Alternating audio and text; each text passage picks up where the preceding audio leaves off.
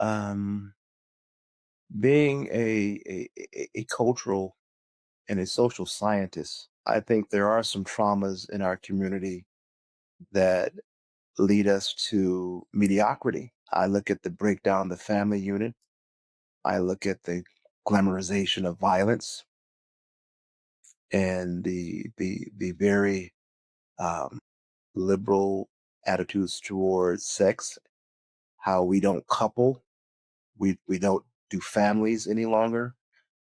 It I see some of the traumas, and uh, I'm not one to always harken back to slavery as the reason that we haven't achieved as I feel that we should have achieved on a cultural level, because slavery was what, 400 years ago? How many years ago? 1865. Well, Yeah, yeah. over 350 years Yes. ago. Yeah.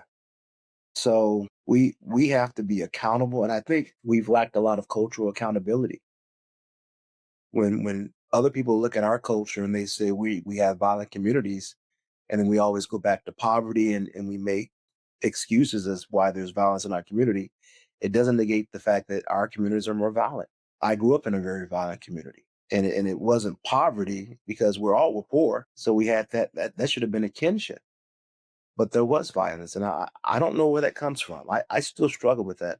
I've had debates with friends, and they always talk about systemic reasons why we're disproportionately incarcerated and disproportionately having children out of wedlock and not staying within our families. But I wonder where personal responsibility creeps into it, because I was raised in a single parent household. I didn't know my father, and I felt the pain of poverty. And I made a decision that I didn't want that any longer. And I think I've been a good father. I believe I've been a good husband, and I've been a good citizen. I wrestled with this myself as well. I came from a home that I was also raised by my mother. There were eight of us. My father was around periodically for a little bit of time, but never not around. She was a very strong woman of faith and grew up in what would today be considered a dysfunctional home, a dysfunctional community. And I struggle with some of these things and recognize the legacy of institutionalism that could affect our decision.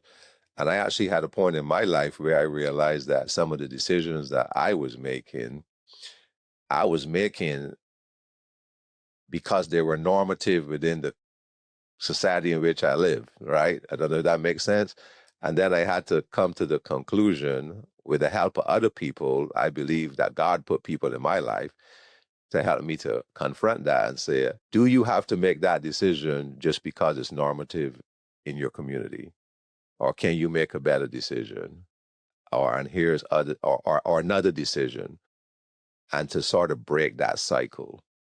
So I came to the conclusion that it's possible to break the cycle without abandoning your community or your faith or your heritage or your family or your friends or your society. Does that make sense to It you? makes a ton of sense. I look back on my life, and there were many times where I tried to self sabotage. I was on the cusp of achieving something really fantastic in my life, but because no one in my family previously had that achievement, I would say, well, I'm just here by happenstance.